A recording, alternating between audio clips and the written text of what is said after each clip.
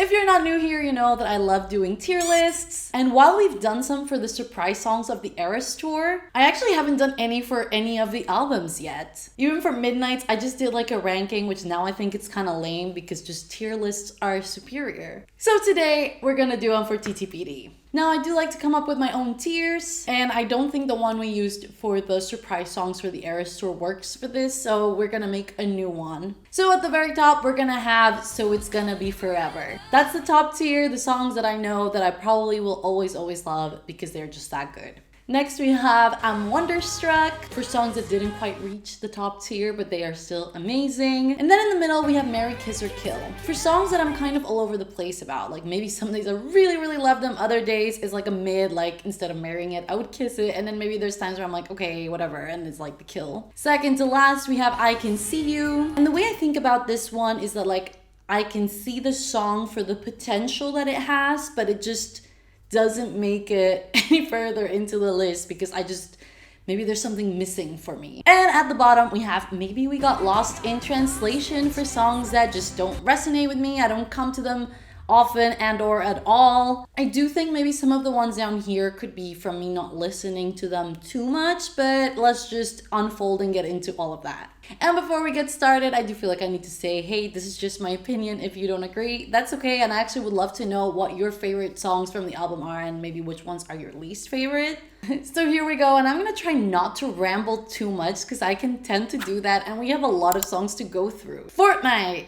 We're kicking things off right at I'm Wonderstruck. There's like something special and unique about this song. I do not think in any way that this is the best song in the album. Just the way the song flows, it just works really well. And I really like Post Malone's vocals in it. And I just really love the overall atmosphere that Post Malone brings to the song with his vocals. Next up, we have The Tortured Poets Department. And for me, this one is just an I Can See You track. I see the potential. The bridge is pretty daring too, but I don't know, it's just not my thing. Even after doing the lyrical analysis and like unfolding who Patti Smith is and Dylan Thomas, I still find myself not coming back to this one at all. Next up, we have My Boy Only Breaks His Favorite Toys. And this one I am willing to get into a fight about because this is top tier and I think it's kind of an underrated song. I love the way she crafted the story for this song around a child breaking his favorite toys. The melody and the way like the verses flow into the chorus and the chorus segments flow into each other. I just think it's very well put together. I also love the dark mood of the song that somehow ends still with a kind of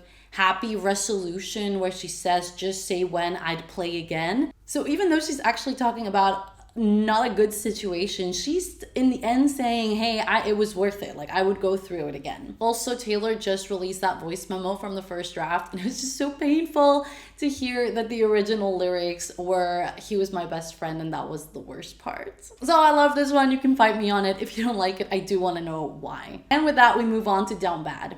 Down Bad, crying at the gym. So for me, this one will go in Wonderstruck, and I think it took me quite some time to get into this one. I wasn't a big fan of it when the album came out.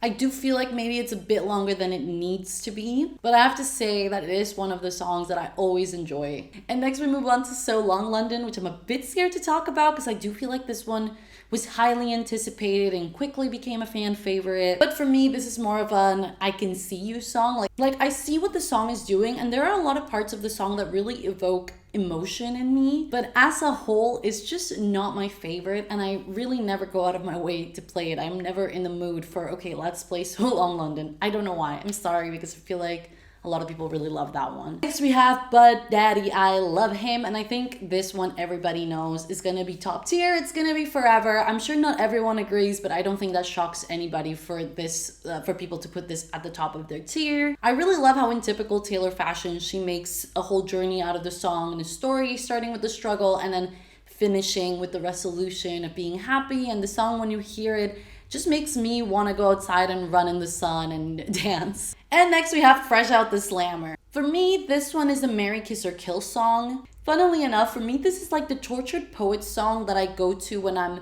tired or have just been overplaying my favorite ones, but I still want to listen to something from the Tortured Poets department, and then I go to this song. I don't know if that makes any sense. Do you guys have that with any other songs? And then we move on to Florida. For me, this is another I Can See You song. I feel like the song actually really needed a feature to stand out. It's got an interesting vibe to it, but yeah, it's not something that I'm coming to frequently. I'm kind of on the fence about it, let's put it that way. And it's not the kind of song that I would recommend to someone, like, oh, you should listen to this. Up next, we have Guilty as Sin. And I don't even know if I need to talk about this one because I feel like this one is also really obviously, it's gonna be forever top tier. We all agree on this, right? Like, considering that this is a song about wanting to cheat and dreaming about cheating, is just so beautifully put together. And the choice of words, it also sometimes leaves me wondering what certain things mean to her. I think we've all had this discussion about what written mine on my upper thigh means, and I have seen some crazy theories.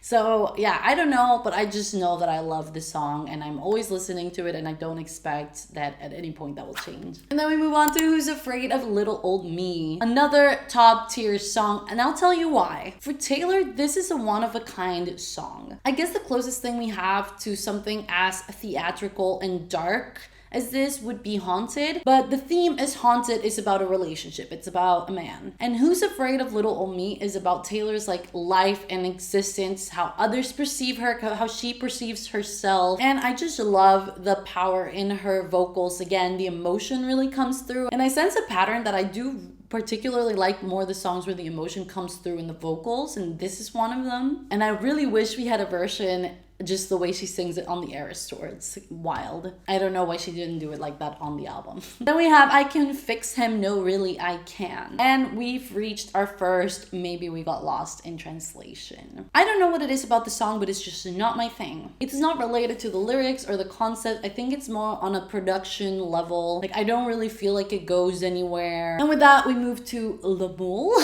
Le Moule. I call it Love of My Life. I'm sure some people call it Loss of My Life. I mean, for me, this one is really forever. Top tier song. I am obsessed with this one. And it just goes to show how strong a song can be just through melody and lyrics, because the piano part of the song is just something very simple, and yet I find this song to really bring a lot of like raw emotion, and obviously the lyrics are just so powerful in this one. So all love for this one for me. Next we have I Can Do It With a Broken Heart. This was also a fan favorite. I'm gonna go with Wonderstruck because I don't think it's top tier. I don't think it's her best work. It's not a song that I'm always listening to. For me, it might even be borderline one tier lower. Sometimes I feel like it's a bit cheesy, but I do listen to it a lot. So I don't know, I just really like the juxtaposition of it being like really upbeat and fun, and then having all these sad lyrics to go with it. And now we reach The Smallest Man Who Ever Lived. I think this is again another one that's obviously top tier. At least that's obvious for me. I don't know if you guys, every time I say that, you're just like, what are you talking about?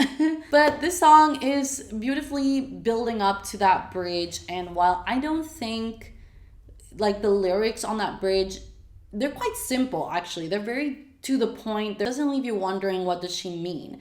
It's so to the point that I think it works well, but I can understand why maybe other people wouldn't find this to be one of her best songs. I mean, if you compare lyrics from Love of My Life to this one, you can already see a huge difference in directness. But I love the way that it builds, and I think the directness works really well for this track. Gives off the vibe of just letting it all out without really thinking about it. That would move on to The Alchemy. And with this one, we are going with Wonderstruck. At first, I probably would have ranked it lower, but it has really grown on me. And I think it's because of the atmospheric part of the song. Like, it's just a really relaxing song. I love that it feels like breathing after having held your breath for a really long time, if that makes sense. Maybe it's because it comes after The Smallest Man That Ever Lived, but there's something about it that just makes me feel really relaxed. And next we get to Clara Bow. This is without a doubt a really special song, and I do think it was an important one to have in the album. I think it has a very strong message and one that Taylor really wanted to put out.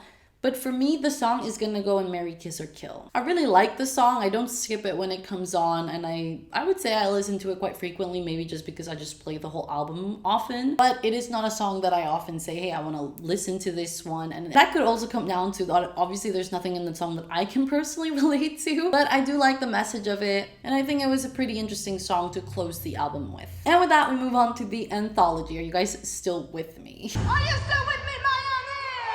Starting off with the Black Dog, which is actually just one of my favorite songs all around. So this one is definitely going top tier. It's gonna be forever. I love the build up and the anger at the end. Again, it's really, the emotions really play a thing on me. When she's at that last chorus, and I hope it's shitty at the Black Dog, I just like how she delivers that, and I like how the whole song built up to that moment. And next we have I'm Gonna Get You Back. I don't have much to say about this one. It's a Marry, Kiss, or Kill for me. This is one that I do think has some kind of narcotics in it, because it's not one that I love or that I listen to it very frequently, but it is very frequently stuck in my head, and I don't know why. I think it's similar for me to Fresh Out the Slammer. I kind of come to this one when I've overplayed my favorite ones and I still want to listen to the album. Next we have the Albatross. And from here forward, I have the expectation that I'm gonna disappoint a lot of people because it kind of goes downhill for me. And I don't know if it's related to maybe I just don't spend enough time listening to the bottom half of the album. But for me, this one is maybe we got lost in translation. I do see a lot of people talking about it and really loving it, but it's just not the one for me. And next we have Chloe or Sam or Sophia or Marcus. This one is also maybe we got lost in translation. I do think it's a pretty song, and I don't skip it when it comes on, but I never find myself coming to it. How did it end? This one is one of those songs where you do have to think about the lyrics, and it's just really well written. I do love that about it. In typical Taylor fashion, we have this story building up with very strong imagery. She really nails the bridge. But for me, it's gonna be Marry, Kiss, or Kill. I don't know if it's just that I feel like it needs more of a build up, or I don't know. There is something that like I really love this song, but it just doesn't resonate with me as much as others. And then we have So High School. So this one for me is kind of a guilty pleasure, so I'm putting it in Marry, Kiss, or Kill. And maybe that's a bit unfair to the song because arguably I probably listened to it more than all the other songs in that category, so it could be Wonderstruck. But I feel like, yeah, the song is like upbeat, funny, silly, happy, and I love all of those things about it. But I think because I don't take it so seriously, I'm putting it in the middle, but I actually really do love this one. Next we have I Hate It Here, which is another Marry, Kiss, or Kill song for me. I just feel like it doesn't have something special happening in the song to make it stick out to me. I think for me, with the bottom half of the album, some of the songs start to blending together. Not because they're really similar, but it's just that the other songs in the album often have some kind of build up or something that makes them a little bit more unique. And I feel like obviously each song here is different, but I feel like they lack that one, like, I don't want to say je ne sais quoi. Je ne sais quoi. Yeah, it's like definitely a je ne sais quoi kind of situation. Totally a je ne sais quoi. But they lack like just one thing or something that makes them stick out to me. Then we have Thank You Amy, and this is another maybe we got lost in translation song. And it's not that I don't get what the song is about or what the message Taylor wants to deliver here is, it's just the execution of it for me. It's about anger turned into gratefulness. I don't really hear any of that emotion at all. The song is very calm. She's singing about screaming to the sky. I don't really hear it. I don't know, as it is right now, I just picture people sitting around a fireplace and singing it together. I don't know if that makes any sense, but that's kind of the vibe that I get out of the song, rather than it being this like transformational situation that she went through. Next up, we have I Look in People's Windows. This song I actually know for a fact that I hardly ever listen to, so I'm not sure what position I am to judge it, but it's going in maybe we got lost in translation because when I have listened to it, it hasn't stood out to me or made me want to come back to it. And next we have The Prophecy, which to me is kind of like a diamond in the rough for this like bottom part of the album, because this one I really, really love.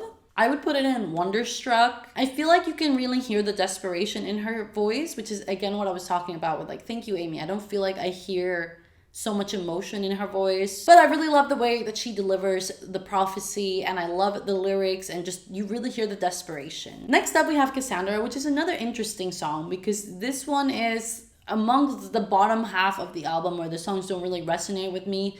This one sticks out to me, and it's not that it has that emotion that we were talking about, because I also don't feel it like in that song there is that kind of like anger, but I think it's more on just the melody and the piano part that I really enjoy. So this one is going in I Can See You. Next we have Peter, that I know a lot of people love, but for me this is another Maybe We Got Lost in Translation track. I don't dislike the song, but I think I just don't hear it the same way other people hear it. Next we have The Bolter, and this is another I Can See You song. I like the flow of it, and I do feel like I can hear the emotion in the vocals. Next, we have Robin. This is one that I actually never hear anyone talking about, so I don't know what people think about it, but for me, it's another Maybe We Got Lost in Translation song. But I don't visit this really last songs of the album that much at all, so I also feel like that can be affecting my judgment of these last songs. And we're closing up now with The Manuscript. I'm curious what you guys think about this one, because I get the song. I do see this as a very special song with Taylor reflecting on her dating life and delivering this message that we have heard from her before about how when she writes songs and then puts them out into the world, they are no longer hers. Because we all make it our own in one way or another with the way that we relate to the song, or we bring a different life to the song. And I mean, Taylor moves on from those emotions that she had when she wrote her music. So the initial purpose of the song is to give Taylor an outlet to express herself and put out her emotions into the world, but once the song is out there,